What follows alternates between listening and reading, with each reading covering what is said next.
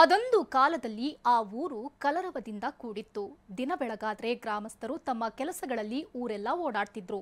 ಆದ್ರೀಗ ಇಡೀ ಗ್ರಾಮವೇ ಸ್ತಬ್ಧವಾಗಿದೆ. ಅಷ್ಟಕ್ಕೂ ಆ ಊರಲ್ಲಿ ಆಗಿದ್ದೇನು ತೋರಿಸ್ತೀವಿ ನೋಡಿ.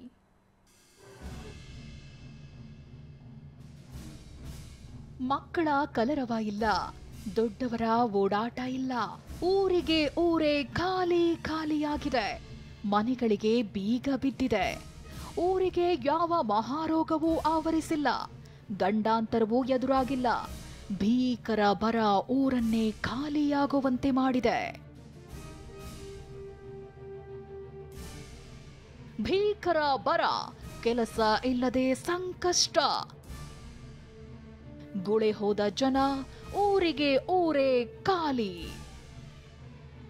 ಬೆಳಗಾವಿ ಜಿಲ್ಲೆ ರಾಮದುರ್ಗ ತಾಲೂಕಿನ ರಾಮಾಪುರ ತಾಂಡ ಇದು. ಹಳ್ಳಿ ಕಲರವ ಇರ್ತಿದ್ದ ಗ್ರಾಮ ಸದ್ಯ ಬಿಕೋ ಅಂತಿದೆ. 500 ಜನ ವಾಸವಾಗಿರೋ ತಾಂಡಾದಲ್ಲಿ ಬರೀ 40 ರಿಂದ 50 ಜನ ಕಾಣ್ತಿದ್ದಾರೆ. ಕೈಯಲ್ಲಿ ಕೆಲಸವಿಲ್ಲ, ಹೊಟ್ಟೆಪಾಡೇನು ಎಂಬ ಭಯದಲ್ಲಿ ಕೆಲಸ ಅರಸಿ ದೂರಗಳಿಗೆ ಗ್ರಾಮಸ್ಥರು ವಲಸೆ ಹೋಗಿದ್ದಾರೆ.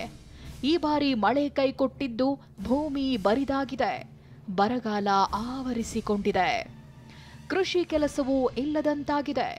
ಗ್ರಾಮಗಳಲ್ಲಿ ಸಿಗುತ್ತಿದ್ದ ನರೇಗಾ ಕೆಲಸವು ಕೈ ಸಿಗದ ಕಾರಣ ಇಡೀ ಊರಿಗೆ ಊರೇ ಹೊಟ್ಟೆಪಾಡಿಗಾಗಿ ಗುಳೆ ಹೋಗಿದೆ.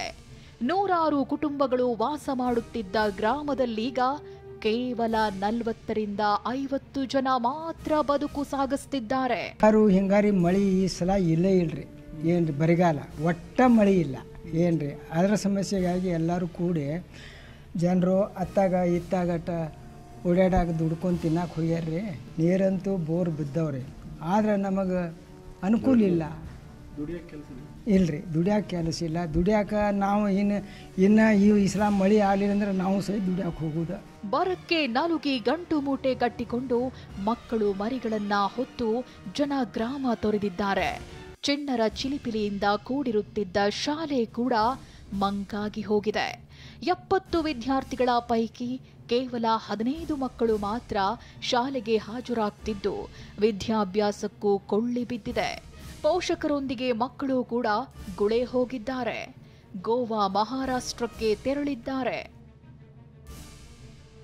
ಇನ್ನು ಕೆಲಸವಿಲ್ಲದೆ ಗುಳೆ ಹೊರಟ ತಾಂಡಾಗಳ ಈ ಪರಿಸ್ಥಿತಿ ಬಗ್ಗೆ ಜಿಲ್ಲಾ ಪಂಚಾಯಿತಿ ಸಿಇಒ ಅವರನ್ನ ಕೇಳಿದ್ರೆ ಗುಳೆ ಹೋಗ್ತಿರೋದು ಕಾಮನ್ ಆಗಿದೆ, ಕೆಲಸ ಕೇಳಿದ್ರೆ ನರೇಗಾದಲ್ಲಿ ಕೊಡ್ತೀವಿ ಅಂತಾರೆ. ಯೂಶುವಲಿ ಇದು ನ್ಯಾಚುರಲ್ ಆಗಿ ನ್ಯಾಚುರಲ್ ಆಗಿ ಇಲ್ಲಿನ ಜನ, ನಮ್ಮ ಜನ ಎಲ್ಲ ಸ್ವಲ್ಪ ಗೋವಾಗೆ ಹೋಗೋದು ಅಥವಾ ಪುಣೆಗೆ ಹೋಗೋದು ಇವೆಲ್ಲ ಸಹಜವಾಗಿ. ಯಾಕಂದರೆ ನಾವು ಬಿಜಾಪುರಲ್ಲಿ ಕೂಡ ನೋಡಿದ್ದೀವಿ, ಅದೇ ಥರ ಇರುತ್ತೆ. ಬಟ್ ಆ ಥರ ಇದ್ದಲ್ಲಿ ನಾವು ಎಲ್ಲರಿಗೆ ನಾವು ರಿಕ್ವೆಸ್ಟ್ ಮಾಡ್ತಾ ಇದ್ದೀವಿ ದಟ್ ಅವರೆಲ್ಲರೂ ಕೂಡ ನಮ್ಮ ಗ್ರಾಮ ಪಂಚಾಯತ್ಸಲ್ಲಿ ಬಂದು ಉದ್ಯೋಗ ಖಾತ್ರಿಯಲ್ಲಿ ಕೆಲಸ ಮಾಡಬೇಕಂತ. ಏನೇ ಹೇಳಿ, ಗ್ರಾಮೀಣ ಭಾಗದ ಜನತೆ ಕೆಲಸವಿಲ್ಲದೆ ಹೊಟ್ಟೆಪಾಡಿಗಾಗಿ ಹುಟ್ಟಿದ ಊರನ್ನೇ ತೊರೆಯುತ್ತಿರೋದು ವಿಪರ್ಯಾಸ. ಸಹದೇವ ಮಾನೆ, ಟಿವಿ9 ಬೆಳಗಾವಿ.